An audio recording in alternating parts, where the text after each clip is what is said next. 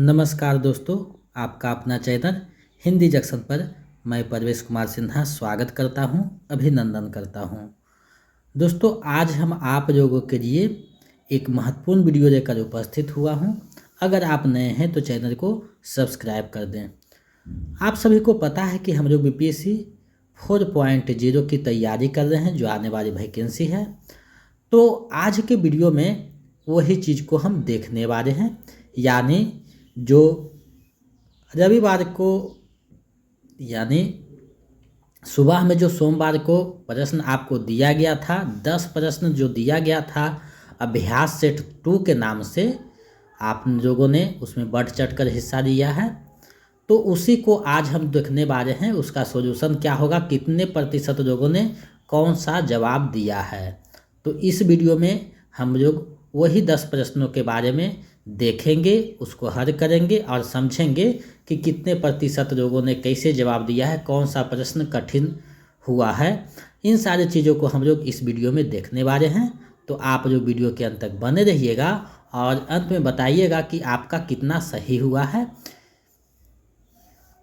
तो चलिए आज देखते हैं कि आज क्या रहने वाले हैं वीडियो में।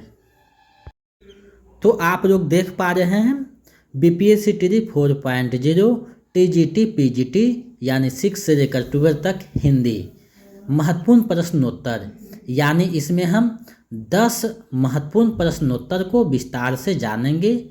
जो प्रश्न आपको दिया गया था सेट 2 के नाम से, बीपीएससी 4.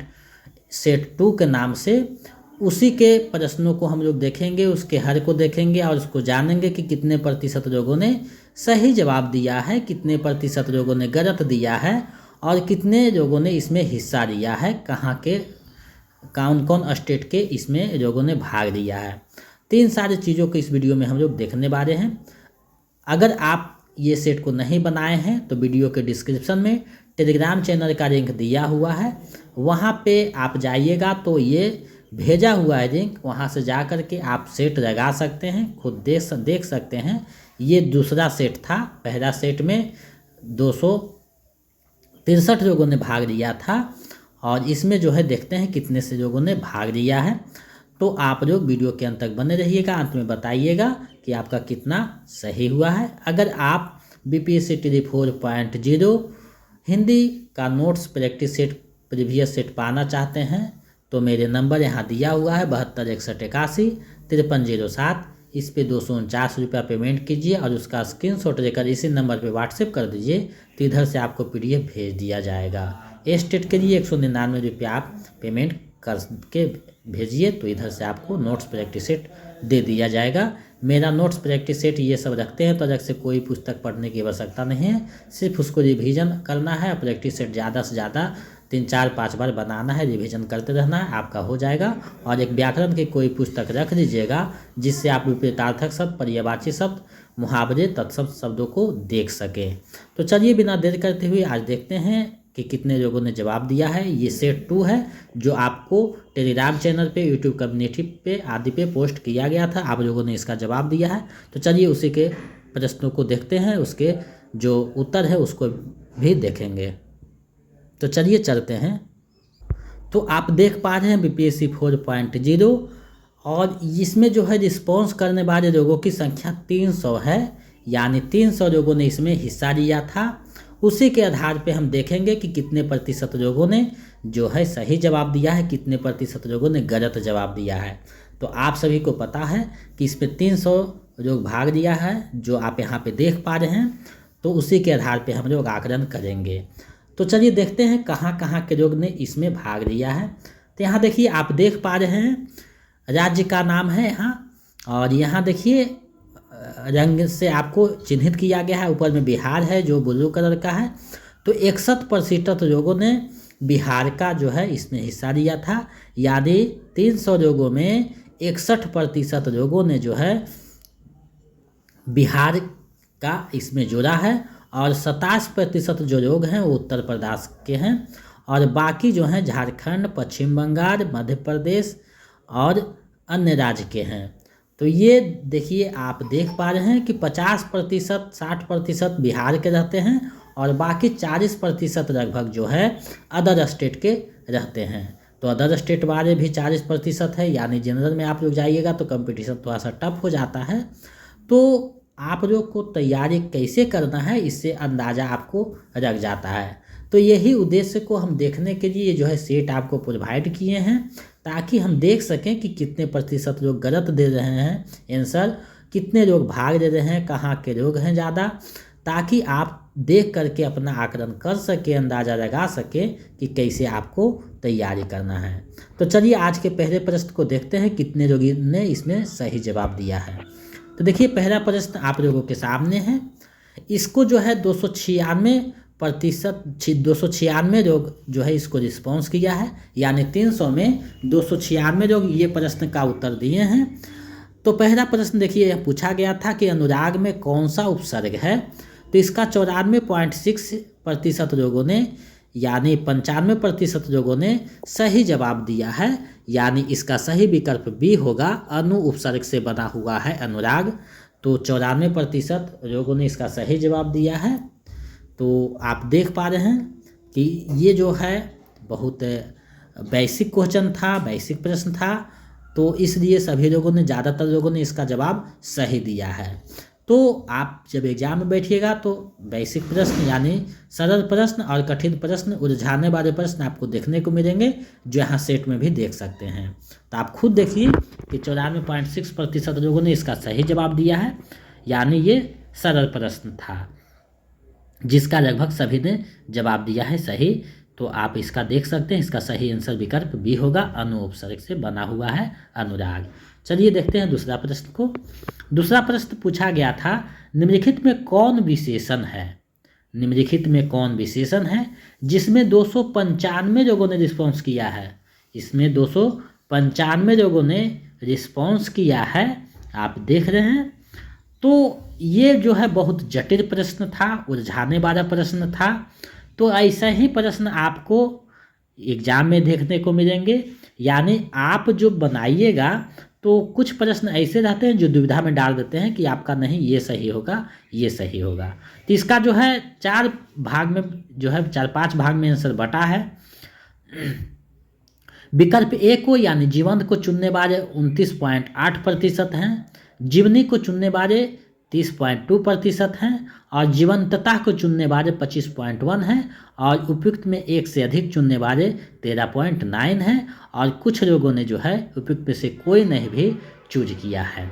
तो देखिए निम्नलिखित में कौन विशेषण है, आपको विशेषण पूछ जाए जिससे आपकी विशेषता पता चले। तो जीवनी ये तो संज्ञा में आ जाएगा, जीवंतता जो है जीवंत से जीवंतता यानी संज्ञा जो है इसमें माना, जीवनी एक अलग चीज़ है, हिंदी की एक विधा है, तो ये विधा है तो ये हो ही नहीं सकता है विशेषण। और जीवंतता जो है संज्ञा बना दिया गया है, यानी विशेषण से संज्ञा बना दिया गया है, इसलिए इसका सही आंसर विकल्प ए यानी जीवंत होगा। ये जीवंत मतलब जो जिंदा हो, यानी जिंदा होने का प्रमाण है जीवंत, तो ये विशेषता बता रहा है। तो इसका 29.8 यानी 30% लोगों ने ही सही जवाब दिया है, बाकी 70% लोगों ने गलत जवाब दिया है। तो ये जो है बहुत दुविधा वाले प्रश्न हैं, ये जो है आपको मेरिट बनाने वाले प्रश्न रहते हैं। यहाँ से बहुत से लोग पिछड़ जाते हैं, और जो थोड़ा सा दिमाग लगाइएगा तो उनका आंसर सही हो जाता है। तो इसका 30% लोगों ने ही सही जवाब दिया है, इसका सही आंसर हो जाएगा जीवंत, यानी जीवंत एक विशेषण है, यानी जिंदा होने का प्रमाण है, तो विशेषता बता रहा है। तो इसका मात्र 29.8 यानी 30% लोगों ने ही सही जवाब दिया है। ये बहुत दुखद बात है, क्योंकि ये जो है हम सेट में भी पढ़ाए थे, अगर आप वहाँ से भी ध्यान में दिए होंगे तो आपका सही होना चाहिए, लेकिन आप लोग गलत किए हैं। इससे ये अंदाज़ा लग जाता है कि आप लोग जितने भी हम प्रैक्टिस सेट करवा रहे हैं उसको आप लोग ध्यान से नहीं देखते हैं, जैसे तैसे देख करके या नहीं देखते हैं, तो ये आपकी गलती है। आगे रिजल्ट पे आपका इसका प्रभाव आपको देखने को मिलेगा। हम यही जांचना चाह रहे थे, देखना चाह रहे थे कि कितने लोग सिंसियर होकर चीज़ों को समझते हैं। तो आप लोगों ने जो है ध्यान भटकाया है अपना, और खुद जो है गलत मोड़ में जा रहे हैं, क्योंकि इतना गलत नहीं होना चाहिए। ये पढ़ाया हुआ क्वेश्चन है, बताया हुआ क्वेश्चन है, प्रीवियस क्वेश्चन है, तो इसका आप लोगों ने गलत जवाब दिया, हमें बहुत दुख है। तो मात्र 30% लोगों ने ही जवाब दिया है। तो ये बहुत कठिन प्रश्न बन गए हैं आप लोगों के लिए, खुद देखिए। तो विशेषण जीवंत हो जाएगा, यानी विकल्प ए जो है सही हो जाएगा। चलिए आगे देखते हैं अगले प्रश्न को। श्याम सुंदर में समास है, यानी श्याम सुंदर में कौन सा समास है उसके बारे में आपको बताना है। तो श्याम सुंदर में समास है, इसको 297 लोगों ने रिस्पॉन्स किया है 300 में। तो इसमें देखिए बहुत से लोगों ने विकल्प बी यानी तत्पुरुष समास को चुना है, और बहुत से लोगों ने यानी 68.4 यानी 68.5% लोगों ने जो है कर्मधारय समास चुना है। तो आप कोई भी समास का जो है विग्रह करके देखिए कि क्या कह रहा है। श्याम है जो सुंदर, पूरा अर्थ निकल जा रहा है, कर्मधारय समास है। तो श्याम सुंदर कर्मधारय समास है, तो इसको 68.4% लोगों ने सही जवाब दिया है, यानी ये भी जो है कठिन प्रश्नों की श्रेणी में आ जाता है, क्योंकि 75% जो कम लोग जवाब देते हैं तो ये जो है कठिन प्रश्न है, और 50% से कम देते हैं तो ये ज़्यादा कठिन प्रश्न हो जाते हैं। तो ये जो है कठिन प्रश्न में इसको जो है रख सकते हैं, क्योंकि 68% लोगों ने ही सही जवाब दिया है। ये सब क्वेश्चन बताया हुआ था, और आप जो गलती करते हैं तो ये अच्छी बात नहीं है। आपको देखना चाहिए, जो भी प्रैक्टिस सेट दिए हैं उसको 2-3 बार बनाइए तो ये खुद बन जाएगा, लेकिन आप लोग नहीं बना रहे हैं, इससे स्पष्ट हो जा रहा है। तो श्याम सुंदर एक कर्मधारय समास है, इसका सही जवाब कर्मधारय हो जाएगा, यानी विकल्प सी इसका सही हो जाएगा। चलिए आगे बढ़ते हैं। अंगूठा दिखाना मुहावरे का सही अर्थ है, इसको 298 लोगों ने रिस्पॉन्स किया है। तो अंगूठा दिखाना मुहावरे का सही अर्थ है समय पर धोखा देना, यानी 91.9 लोगों ने यानी 92% लोगों ने सही जवाब दिया है, मात्र 8% लोगों ने ही गलत किया है। तो ये सरल प्रश्नों के श्रेणी में आ जाता है, सभी लोगों ने अच्छा जवाब दिया है, और ये समझ करके भी बनाया जा सकता है। तो कुछ कुछ सरल प्रश्न भी वहाँ भी देखने को मिलेंगे, जो यहाँ देख रहे हैं इसी तरह से वहाँ भी देखने को मिलेंगे।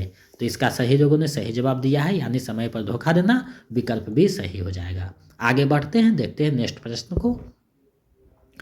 सम्मुख का विलोम है, सम्मुख, इसको 298% लोगों ने जवाब दिया है। तो बिल्कुल सही जवाब दिया है आप लोगों ने 97.7 यानी 98% लोगों ने सही जवाब दिया है। सम्मुख का विलोम यानी उल्टा शब्द विमुख हो जाएगा। तो कोई भी जब विलोम शब्द है, पर्यायवाची शब्द है, तो इसको हम नोट्स में बताएंगे, ये संभव नहीं क्योंकि बहुत सारे शब्द होते हैं। तो आप लोगों से ये हम बार बार कहते हैं कि आप लोग कोई भी प्रकाशन का एक व्याकरण की पुस्तक रखिए, जिसमें विलोम शब्द, पर्यायवाची शब्द, मुहावरे, लोकोक्ति, तत्सम शब्द और जो होता है देशज विदेशज, ये सारे शब्दों को आप वहाँ देख सकें, क्योंकि इसका संसार बहुत विशाल होता है।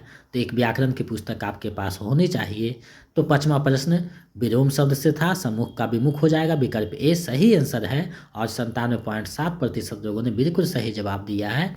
तो इसका सही आंसर विकल्प ए हो जाएगा। आगे बढ़ते हैं। दूसरा प्रश्न है, दो शब्दों के संयोग को कहते हैं, तो क्या कहते हैं इसके बारे में आपको बताना है। इसको 297% लोगों ने रिस्पॉन्स किया है।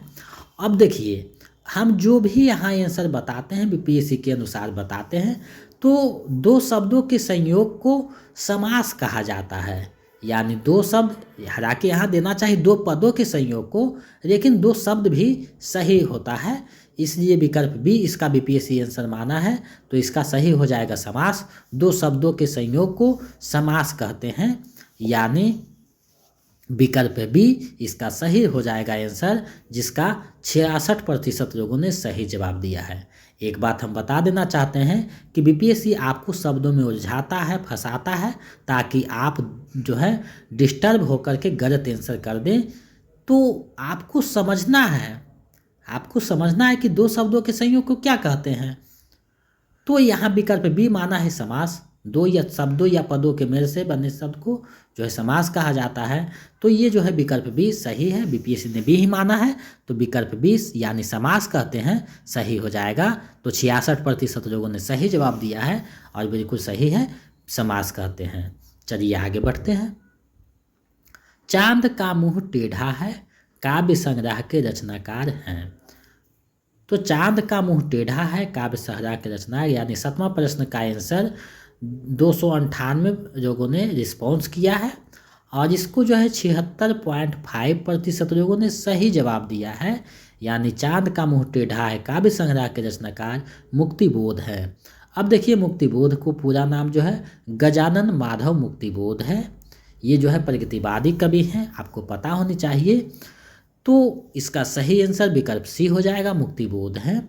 अब देखिए डिटेल में हम यहाँ लिख नहीं पाते हैं क्योंकि मोबाइल से जो हम बना रहे हैं वीडियो तो ऑप्शन नहीं है, इसलिए आप लोगों को अच्छा से नहीं समझ में आ रहा है। खैर कोई बात नहीं, डिजिटल बोर्ड होता तो और अच्छे ढंग से एक एक चीज़ों को समझाते, तो नहीं है और बहुत महंगा भी देता है तो उतना संभव नहीं हो पा रहा है। खैर कोई बात नहीं, संघर्ष करके समस्या में जो बच्चे पढ़ते हैं ज़्यादा आगे तक जाते हैं, तो आप लोग समझ लीजिए, आगे बढ़ते रहिए, सक्सेस पाते रहिए, यही मेरा उद्देश्य है क्योंकि आपकी सफलता ही हमारी सफलता है। तो इसका सही आंसर विकल्प सी हो जाएगा। लगभग सभी बच्चों ने सही जवाब दिया है। देखिए इससे स्पष्ट हो रहा है कि जो बच्चे सीरियस होकर चीज़ों को समझ रहे हैं उनका प्रश्न सही हो जा रहा है। जो जैसे तैसे पढ़ते हैं, बातों को ध्यान में नहीं रखते हैं, उनका गलत हो जा रहा है, इससे स्पष्ट हो जा रहा है। तो आप लोग कोई भी 27 प्रैक्टिस सेट जो हम बनाए हैं, लेक्चर जो किए हैं, उसका प्रीवियस जो करवाए हैं, सेट करवाए हैं, सभी का प्लेलिस्ट एक बना हुआ है और ये वीडियो के डिस्क्रिप्शन में दिया हुआ है। आप वहाँ से जा कर के एक एक जो प्रैक्टिस सेट है 3-4 बार देखिए, प्रश्न आपको बैठ जाएगा। तो वही प्रश्न रहता है, सिर्फ शब्दों में आपको उलझाएगा। तो इसको आप देखिएगा तो चीज़ें स्पष्ट हो जाएगी। तो आप खुद देखिए कि कैसे तैयारी करना है। 1-2 बार बनाने से सेट नहीं होगा, कम से कम 5 बार बनाइए और रिविजन करते रहें। और इसी तरह जो है हम 1-2 दिन पर आपको सेट देते रहेंगे 10 प्रश्नों का, हो सकता है आगे बढ़ा दिया जाए।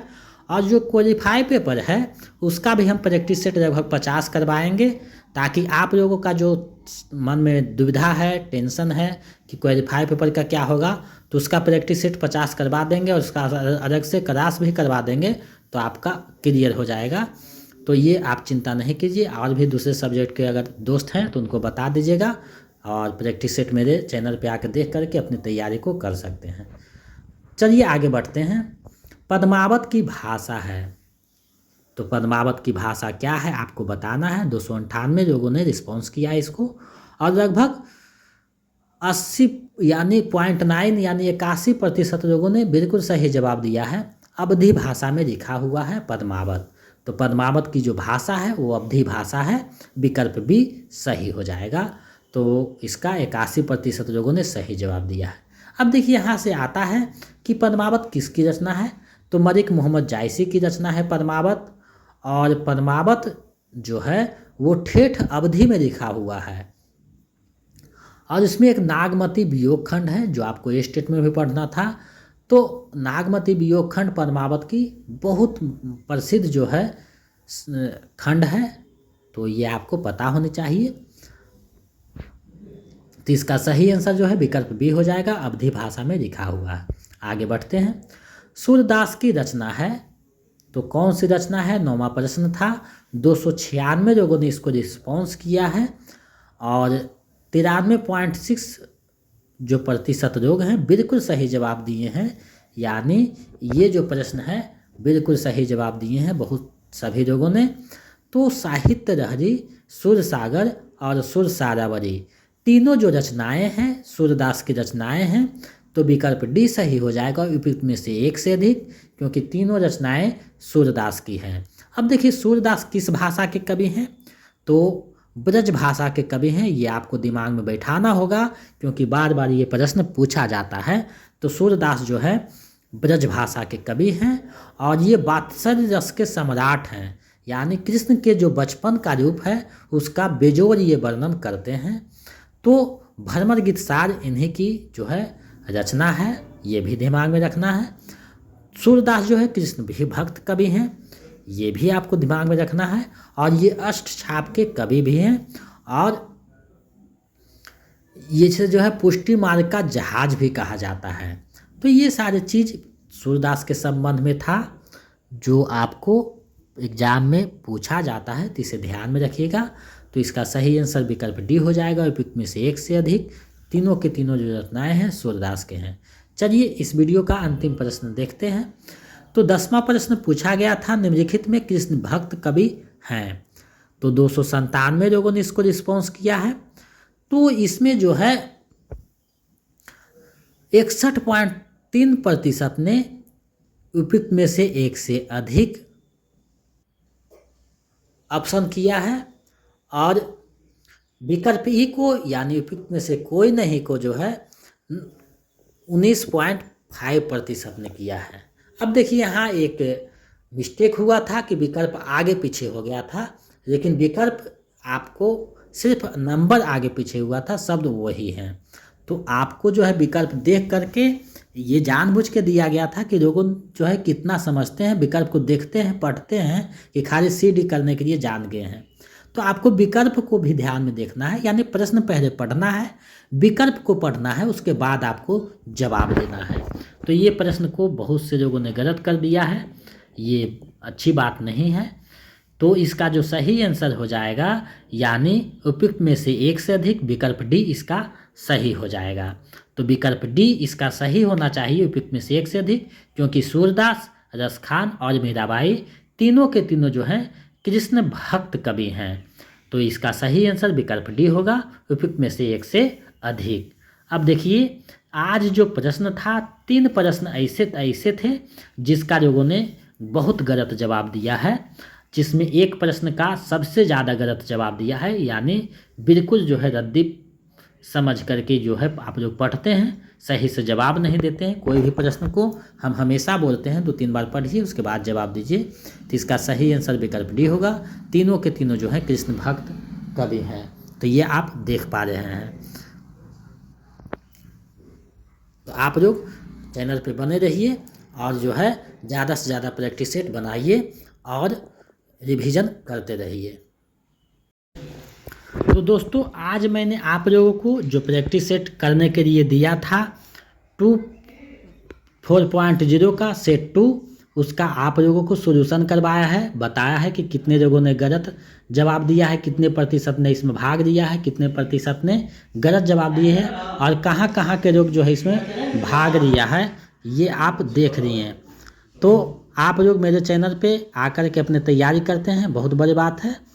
तो आप लोग जो है हमेशा चीज़ों को समझिए, प्रैक्टिस सेट को ज़्यादा से ज़्यादा बनाइए और रिवीजन करते रहें। इसी तरह हम जो है आपके पास जो है वीडियो भेजते रहेंगे, आपका क्लास देते रहेंगे, ताकि आपका तैयारी अच्छे लेवल पर पहुंच सके। आपका जो तैयारी है जूनियर टीजीटी से यूजीसी नेट लेवल पे की जा रही है। हम हर एक चीज़ों को ध्यान में रखते हैं। तो आपको हिंदी के लिए कहीं अलग से कोई ट्यूशन या पुस्तक पढ़ने की आवश्यकता नहीं है। मेरे चैनल पे जितना बताया जा रहा है उतना आप सही से कर लीजिएगा तो आपका रिजल्ट पक्का है। तो आप लोग मेरे साथ इतना समय दिए हैं इसके लिए बहुत बहुत धन्यवाद। अगर आप BPSC 4.0 का नोट्स प्रैक्टिस सेट और प्रीवियस सेट पाना चाहते हैं तो मेरे नंबर 72 61 81 53 07 इस पे जो है 249 रुपया पेमेंट कीजिए किसी भी माध्यम से, गूगल पे, फ़ोन पे, पेटीएम, और स्क्रीनशॉट लेकर इसी नंबर पे हमें व्हाट्सएप कर दीजिए तो हम इधर से आपको PDF उपलब्ध करवा देंगे। स्टेट के लिए 199 रुपया पेमेंट करके स्क्रीनशॉट भेजिए तो उसका भी आपको दे दिया जाएगा। अगर आप सेट नहीं बनाए हैं तो टेलीग्राम चैनल का लिंक वीडियो के डिस्क्रिप्शन में है, आप वहाँ से जुड़ जाइए। सूचनाएँ सारा और जो ज़रूरी मटेरियल है वहाँ भेज दिया जाता है, तो आप लोग वहाँ से जाकर के अपने तैयारी को बेहतर कर सकते हैं। हिंदी जंक्शन से लगभग 4000 प्लस बच्चों ने अपना लक्ष्य को प्राप्त किया है, आगे आप भी कर सकते हैं। तो अगर आप नए हैं चैनल को सब्सक्राइब कर दीजिए और बेल आइकन को दबा दें। मिलते हैं एक नए वीडियो में। जय हिंद।